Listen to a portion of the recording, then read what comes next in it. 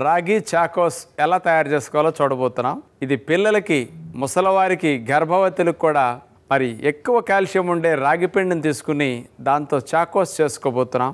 మామూలుగానండి 100 గ్రాముల రాగి పిండిలో 366 మిల్లీగ్రాముల కాల్షియం ఉంటుందండి. అలాంటి రాగి పిండిని 1 కప్పు తీసుకున్నాం. ఈ చాకోస్లోకి తీపి కొరకు బ్లాక్ డేట్స్ని గింజ తీసేసి ముక్కలుగా కట్ చేసుకున్నాం. పీనట్ బటర్, వేరుశెనగ పప్పులు వేపించి బటర్గా చేసుకున్నాం. ఆ బటర్ను ఉపయోగిస్తున్నాం. ఈ చాకోస్ తయారు చేసుకోవడానికి పాలు తీసుకున్నాం. ముందుగా ఒక బౌల్ తీసుకుని అందులో రాగి పిండి వేసేసేయాలి. గింజ తీసేసిన బ్లాక్ డేట్స్ని వేసేస్తున్నాం.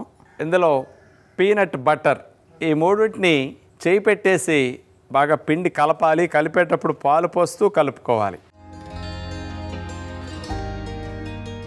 కాల్షియం చాకోస్కి పిండి సిద్ధమైంది. చిన్న ఉండ తీసుకుని ఇట్లా గుండ్రంగా చేసేసి ఇట్లా చేసేసేసుకోవాలి. ఎయిర్ ఫ్రైయర్లో మనకి చాలా చక్కగా వస్తాయి. పిల్లలకి బ్రెయిన్ డెవలప్మెంట్కి, మెమరీ బాగా బాగుండటం కోసం మనం మామూలు పాలు పోయటం బదులుగా ఇందులో కొబ్బరి పాలు పోసామన్నమాట. ఈ చాకోస్ అన్ని ఇట్లా సిద్ధమయ్యాయి. నాన్ స్టిక్ కంటే కూడా ఎయిర్ ఫ్రైయర్ ఉన్న వారికి అయితే ఈజీ అయిపోతాయి. ఎయిర్ ఫ్రైయర్ అయితే ఇక్కడ ఉంది కాబట్టి ఎయిర్ ఫ్రైయర్లో చేసుకుందాం. ఈ చాకోస్ అన్నిటిని ఒక 7-8 నిమిషాలు పెట్టుకుంటే ఎయిర్ ఫ్రైయర్లో చక్కగా రోస్ట్ అయిపోతాయి. లేదా నాన్ స్టిక్లో పక్కన అట్లా పెట్టేసుకుని కూడా సన్న శాఖ మీద మీరు 2 వైపులా కాల్చుకున్నా సరిపోతుంది అనమాట. ఒక 5-6 నిమిషాల సేపు కనుక ఉంచేస్తే ఎయిర్ ఫ్రైయర్లో చక్కగా కాల్షియం చాకోస్ సిద్ధమైపోతాయి.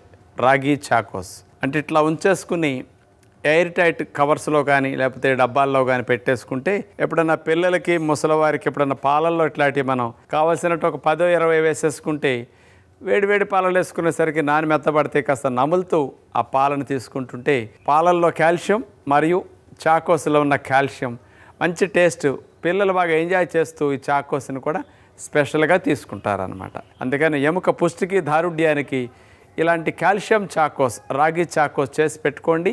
అవసరమైన వారికి, గర్భిణీలకి, బాలింతలకి, ముసలివారికి, పిల్లలకి, ఎముకలు గుల్లబారిపోయి ఆస్టియోపోరోసిస్తో బాధపడుతున్న స్త్రీలకి ఇది చాలా మంచిదని మరొకండి. ఇప్పుడన్న పాలల్లో కూడా మనం ఇట్లా తీసేసుకుని చాకోస్ని